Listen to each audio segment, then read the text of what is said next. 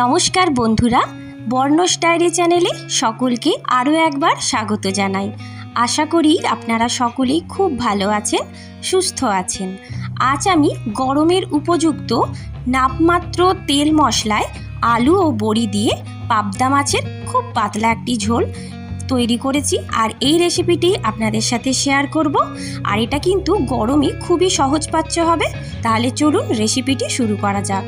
প্রথমে দেখুন, এখানে আমি 5টা পাবদা মাছ নিয়ে নিয়েছি, আর যেটাতে নুন, হলুদ, একটু কাঁচা সর্ষের তেলও মাখিয়ে রেখেছি।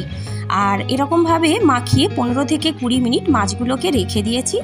এরপরে একটি প্যান বসিয়ে নিয়ে তাতে সর্ষের তেল দিয়ে দিলাম। তেল গরম হতে দেব। তারপরে মাছগুলো কিন্তু ছাড়বো। তেল যখন অনেকটাই গরম হয়ে যাবে তখনই কিন্তু মাছগুলো ছাড়বেন, না হলে মাছগুলো কিন্তু কড়াতে চিপকে যাওয়ার সম্ভাবনা থাকে। তবে পাবদা মাছ কিন্তু প্রচণ্ড ফেটে থাকে তেল ছিটকায়, তো সেই কারণে পাবদা মাছের গায়ে যদি কাঁচা সর্ষের তেল মাখিয়ে রেখে দেওয়া যায় তবে কিন্তু তেলটা কম ফাটে মাছ ভাজার সময়।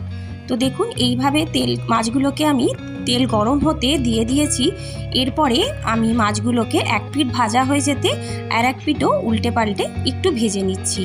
তবে মাছগুলো খুব কড়া করে ভাজা যাবে না, তো হালকা করে ভেজে নিলেই হবে। তো এইভাবে আমি মাছগুলো খুব ভালোভাবে ভেজে নিয়েছি। এরপরে তেল ঝরিয়ে একটি পাত্রের মধ্যে মাছগুলোকে তুলে নেব। তো এখানে দেখতে পাচ্ছেন, তো আমি এখানে 5টা মাছ ভেজেছি।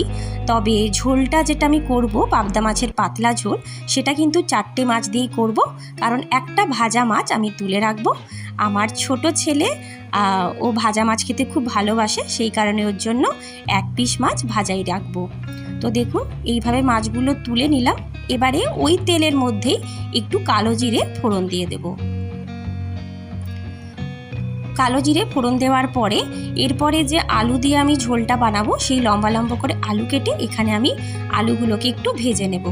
তো খুব একটা ভাজার দরকার নেই, 3 থেকে 4 মিনিট এইরকম নাড়াচাড়া করে একটু ভেজে নিলেই হবে। আর বাকি মশলার সাথে সাথেই এই আলুগুলো কিন্তু ভাজা হয়ে যাবে। তো দেখুন, আলুগুলো 2 থেকে 3 মিনিট এরকম ভেজে নেওয়ার পরে এক খুন্তি দিয়ে আমি একপাশে আলুগুলোকে সরিয়ে রেখে ওই তেলের মধ্যেই এখানে একটা বড় সাইজের পেঁয়াজ গ্রেট করে রেখেছি, সেটাই দিয়ে দিলাম। আর এটাই পেঁয়াজটা একটু ভাজা ভাজা করে নেব। তো এইভাবে আলুটাও ভাজা হতে থাকবে আর এখানে পেঁয়াজটাও ভাজা হয়ে যাবে। তো এতে রান্নাটা খুব চটজলদিও হয়ে যায়। হাতে সময় না থাকলে এইভাবে একইভাবে ঘরোয়াভাবে এইরকম রান্নাগুলো করে নেওয়া যায়। তো এরপরে দেখুন, এখানে একটা টমেটো আমি গ্রেট করে রেখেছিলাম, তো এখানে ওই টমেটোটাও আমি দিয়ে দিলাম। এরপরে এটাকেও খুব ভালোভাবে একটু নাড়াচাড়া করে নেব। তারপরেই দিয়ে দেব হলুদ গুঁড়ো আর পরিমাণ মতো নুন আর ঝাল অনুযায়ী লঙ্কা গুঁড়ো। এরপরে সমস্ত একসাথে ভালোভাবে এটাকে কষে নেব, আর টমেটোরও যতক্ষণ না কাঁচা গন্ধটা চলে যায় এইভাবে অনবরত নাড়াচাড়া করব আর মশলাটাও কষে নেব।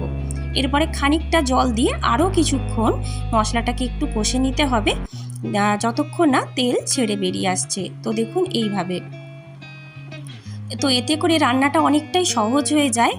আর এরপরে দেখুন, এখানে কিন্তু আমি কিছুটা ধনেপাতা কুচি দিয়েছি। তো আপনারা ভাবতেই পারেন ধনেপাতাটা আমি এই সময় কেন দিলাম, তো এটা তো শেষেও অ্যাড করা যায়। হ্যাঁ ঠিকই, কিন্তু ধনেপাতাগুলো একদম শুকিয়ে গেছিলো। তো পরে যদি ধনেপাতাগুলো আমি অ্যাড করতাম তাহলে কিন্তু এগুলো ভালো লাগতো না, তাই রান্নার মাঝখানে ধনেপাতাটা দিয়ে দিলাম। এতে করে ধনেপাতাগুলো রান্নার সাথে সেদ্ধও হয়ে যাবে আর ফ্লেভারটাও কিন্তু ভালো পাওয়া যাবে। তো এইভাবে সমস্ত কিছু অনবরত নাড়াচাড়া করে কষে নিয়েছি। এরপরে দেখুন, পরিমাণ মতো জল দিয়ে দিলাম। তো আপনারা যেভাবে যেমন ঝোল রাখতে চান সেইভাবে জলটা এখানে অ্যাড করবেন। তো এইভাবে কিন্তু আমার আলুগুলো অনেকটাই সেদ্ধ হয়ে গিয়েছে। এরপরে দেখুন, জলটা যখন ফুটবে তখন কিন্তু আলুটা একেবারেই ভালোভাবেই সেদ্ধ হয়ে যাবে। এরপরে দেখুন, জলটা কিন্তু আমার খুব ভালোভাবে ফুটে উঠেছে। এরপরে ভেজে রাখা মাছগুলোকে আমি দিয়ে দিলাম এই ঝোলের মধ্যে। তো মাছটা দেওয়ার পরে আরও খানিকক্ষণ এটাকে ফুটিয়ে নেব, আর তার সাথে আলুগুলোও খুব ভালোভাবে সেদ্ধ হয়ে যাবে। তো জলটা কিন্তু আপনারা আপনাদের পরিমাণ মতোই বুঝে দেবেন। তো এরপরে দেখুন, সবশেষে আমি একটু ব্যালেন্সের জন্য স্বাদটা চিনি দিলাম। চিনিটা আপনারা স্কিপ করতেও পারেন।